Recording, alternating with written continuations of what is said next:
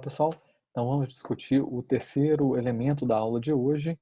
Como a gente destacou no primeiro vídeo, é a importância do método de pesquisa. Eu vou compartilhar aqui a tela com vocês. Então, a gente tem aqui esse primeiro momento, né? Agora nós vamos ter os dois últimos vídeos dedicados ao método de pesquisa. É, e a gente não podia deixar de iniciar de outro modo, né? Lembrando a nossa figurinha mantra, né? A necessidade da gente considerar todos os outros elementos do projeto de pesquisa e, é claro, como um elemento fundamental nesse processo, né, e aí literalmente ele está na base, no fundamento, né, dessa figura, é o retângulo, que é um pouco mais difícil de ler, mas ele remete ali ao termo metodologia, né, ou seja, os métodos que podem e devem ser empregados de maneira adequada para alcançar os objetivos da pesquisa. Quando a gente discutiu objetivos específicos com a professora Luciana, parte desses objetivos específicos muitas vezes vão remeter aos métodos, né? Então, se a gente tem um conjunto de entrevistas para ser realizado, ou se a gente vai fazer uma análise documental, a gente precisa organizar e categorizar esses documentos, ou se a gente vai montar um grupo focal, então a gente precisa é, é, de auxiliares para registrar a condução do grupo focal, a gente precisa mobilizar os participantes desse grupo focal para estarem reunidos num determinado momento. Isso tudo comporia parte dos objetivos específicos, né? E, é claro, visando responder a nossa pergunta de pesquisa.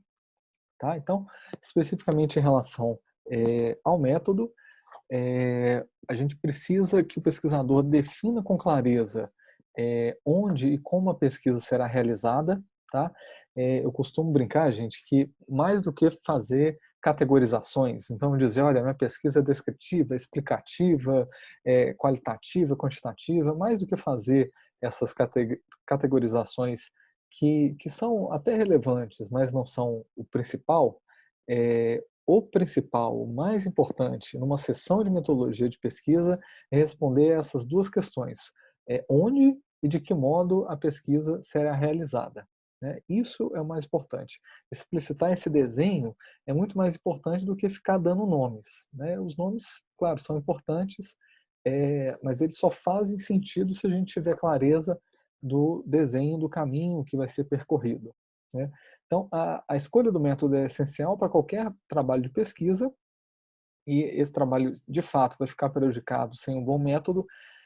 Quem já teve a oportunidade de participar de alguma conferência científica, algum seminário de pesquisa, provavelmente reparou que boa parte do tempo os pesquisadores discutem entre si, principalmente, os métodos que foram empregados. Porque os métodos, como a gente discutiu na nossa, salvo engano, na nossa primeira videoaula, né, desse módulo agora remoto, é, esse é um conceito que está lá no KKV, né, que são aqueles autores que discutem metodologia de pesquisa. A gente não pode falar de resultados sem entender de maneira adequada o método, né? Se o método foi equivocado, se ele tiver limitações substantivas, certamente o nosso resultado é ruim. Desse modo, de maneira mais ampla, a gente pode entender que o método ele se refere à obtenção de dados empíricos relacionados a algum fenômeno social que seja relevante ou de interesse, para verificar a veracidade desses fatos, descrever, explorar ou explicar de maneira consistente os fenômenos examinados, né? Ou seja, é sempre uma forma, né? O método é aquela ferramenta que vai nos ajudar a acessar a realidade, né? E ao acessar a realidade a gente vai confirmar ou refutar algumas hipóteses e contribuir com a literatura e de maneira aplicada com os nossos achados. Então, já deixando bem claro, né, essa ideia do método, né, é só a gente focalizar a nossa atenção aqui para esse conjunto de ferramentas da ilustração. E, gente, é, a gente pode até, com base nessa ilustração aqui, se perguntar, bom, então qual que é o melhor método? Né? O qualitativo ou o quantitativo? Se a gente for pensar aqui nessas duas grandes tradições. É a mesma coisa a gente perguntar qual a melhor ferramenta, uma furadeira ou uma trena, ou um martelo. Tá? Para quem já teve que fazer algum reparo em casa, é muito simples responder, depende. Se você quiser pendurar um quadro, provavelmente a trena não vai te ajudar em muita coisa. Ela pode até te ajudar a estabelecer a altura onde o prego vai ficar, né? Mas com a trena você vai ter basicamente a sua mão para fincar o prego na parede, que não é uma boa ideia. Então, o martelo ele vai ser superior. Agora, se a gente for medir, por exemplo, uma parede para pintá-la, certamente a trena tem uma grande vantagem, né? Se a gente for utilizar o martelo, e eu vou dizer assim, olha, essa parede aqui, a altura dela é de sete martelos, né? O que significa isso? Tá? Então, isso não faz o menor sentido. Da mesma forma, a gente pode pensar um método que a gente vai empregar. Depende do objeto de estudo, das condições que a gente está realizando essa pesquisa e também da própria tradição da área. Né? Eu posso ter uma área que, por exemplo, tem um conjunto de pesquisas quantitativas e, de fato, trazer uma perspectiva qualitativa pode ser muito enriquecedor. Né? Em outros casos, a gente pode ter um conjunto de pesquisas qualitativas e, infelizmente, uma limitação para realizar uma grande pesquisa quantitativa. Isso pode acontecer. Né? Então, dependendo da situação, a gente vai ter a melhor ferramenta. Né? Portanto, o método tem que ser compatível com o tipo de estudo que vai ser realizado, a própria natureza desse problema, né? E outras questões do contexto da pesquisa que vão determinar a escolha do método, e como eu expliquei com mais detalhes, a gente de fato vai precisar muito de associar a melhor ferramenta para lidar com a situação que a gente está enfrentando. Né? Não existe o melhor método por si só.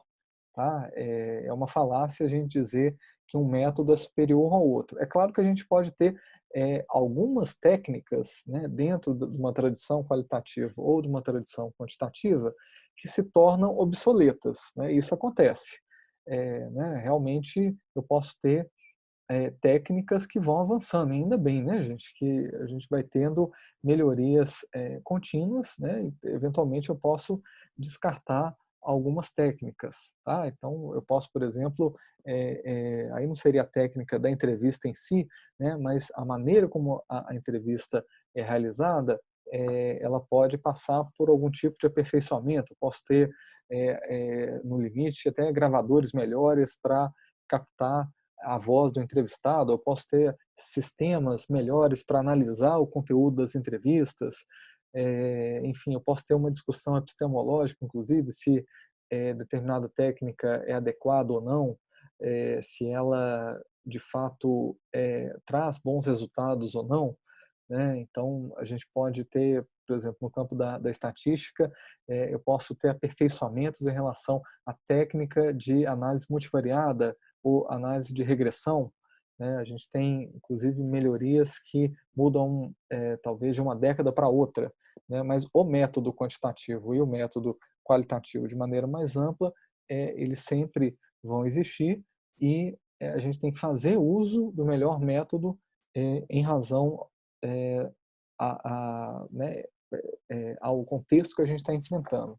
Né? Esse contexto, é o nosso problema de pesquisa que vai determinar qual o melhor meio, né, qual a melhor ferramenta para adotar durante a investigação. Né? Portanto, é esse objeto de estudo que vai determinar a escolha do método. Aqui, é só uma ilustração mais geral, eu acabei de dizer que a gente não precisa se apegar tanto assim a esses nomes, né, de maneira geral, mas eu quero só fazer uma explicação muito breve, né, apenas para que vocês tenham conhecimento desses nomes. Vocês vão encontrar esses nomes com muita frequência em qualquer manual de metodologia de pesquisa que vocês lerem, mas eu repito, gente, não se apeguem a esses nomes. Eu prefiro muito mais que vocês não usem esses nomes, né? Se é básica, aplicada, se é uma pesquisa exploratória, descritiva, explicativa, né? Não importam esses nomes, mas que vocês entendam quais os mecanismos vocês vão empregar para conseguir obter os dados empíricos que vão permitir testar a sua hipótese de pesquisa, né? Que vão permitir responder o seu problema de pesquisa, né? Isso é muito mais importante, né? Se dedicar tanto a esses nomes ou tem gente que em pesquisa quantitativa gosta de citar os softwares, né, que a pessoa vai usar. Não importa, a gente tem uma estatística que não vai mudar. Se você for utilizar o programa R, o Excel, o SPSS ou o Stata, para citar alguns, a estatística é a mesma, né? Então, essa mesma analogia em relação a esses nomes aqui, mas vamos lá, né? A gente pode, então, classificar pesquisas em básica ou aplicada.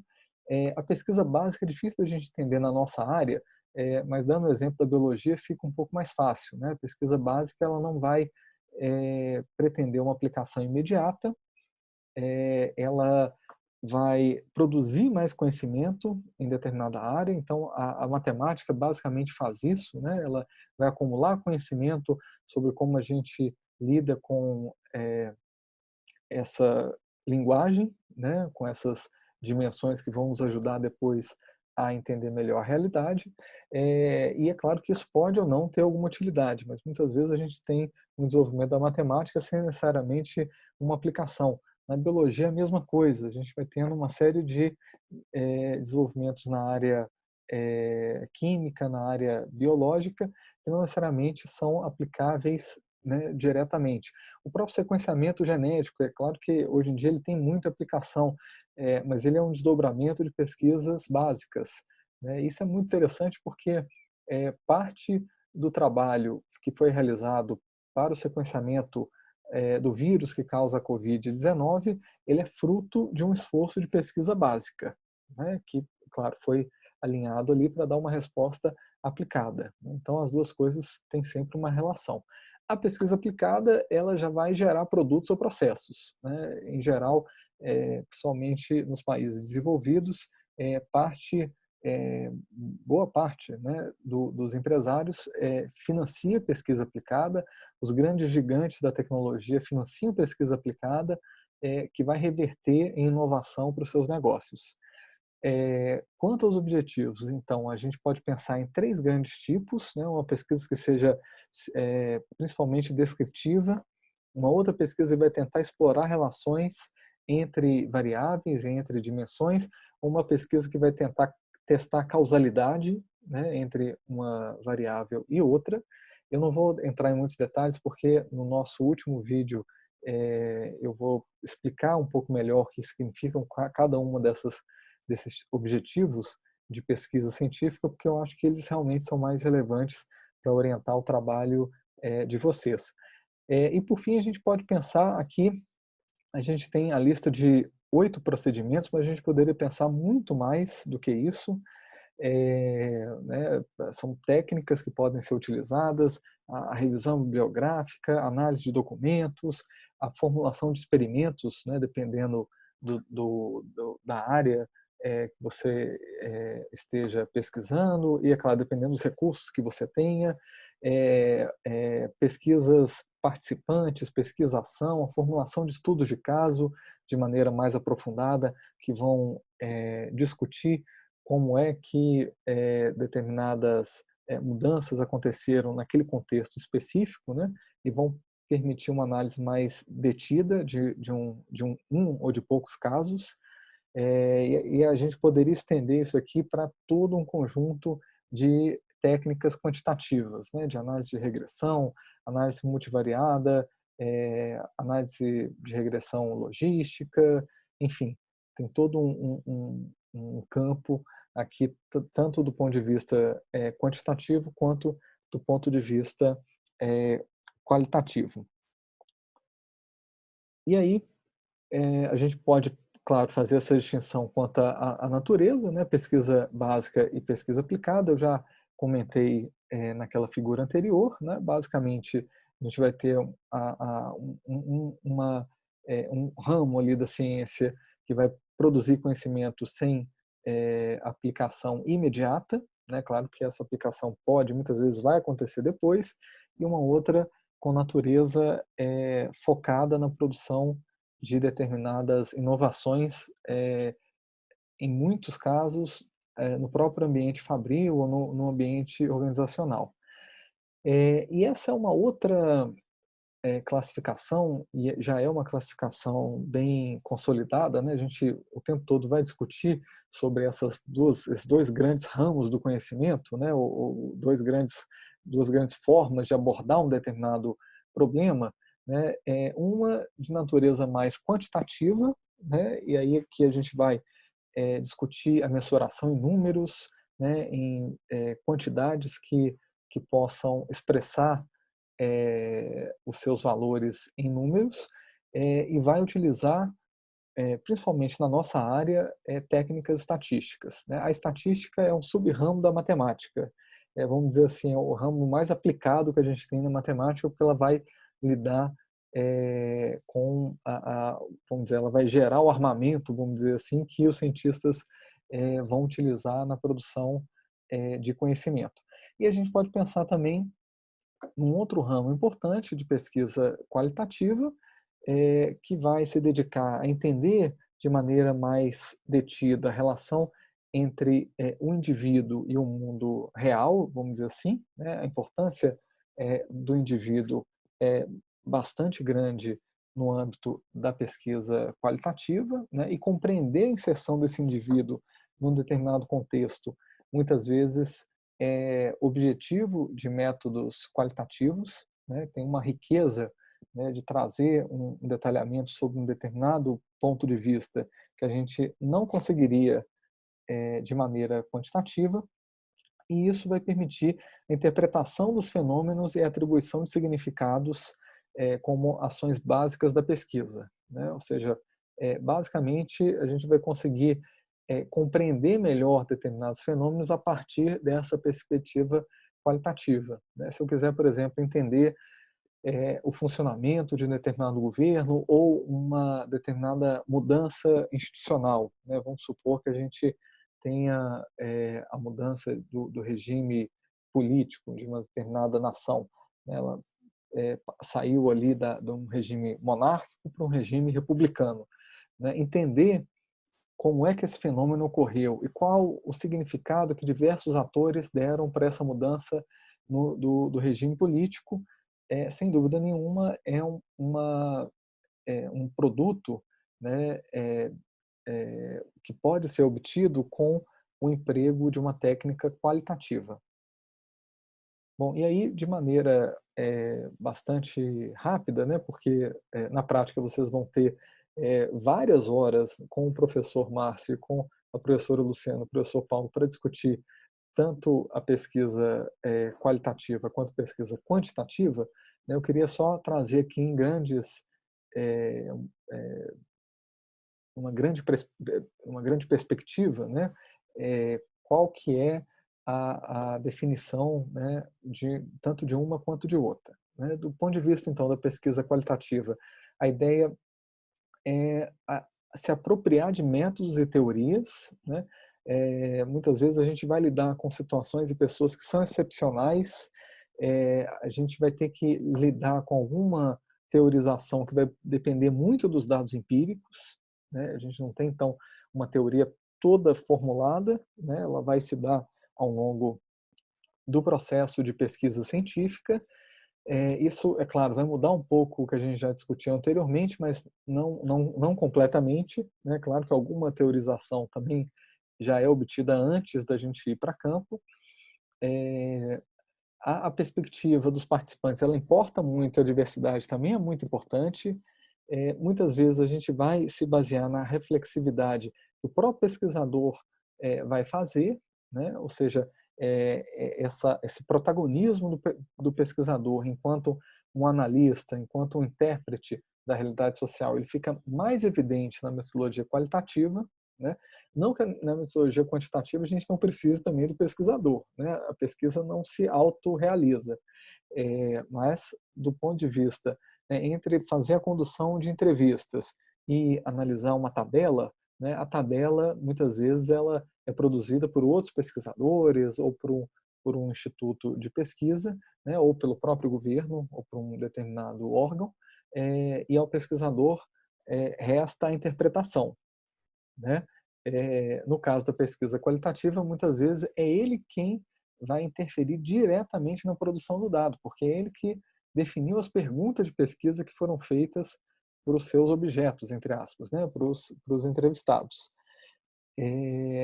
Bom, e a gente pode pensar na variedade de abordagens e de métodos na pesquisa qualitativa, né? Tem um grande rol aí de técnicas, né? Duas técnicas que eu gosto de citar com maior frequência, porque eu acho que elas são muito acessíveis para nós, principalmente quando a gente está pensando, e aí eu estou pensando como cientista político, né?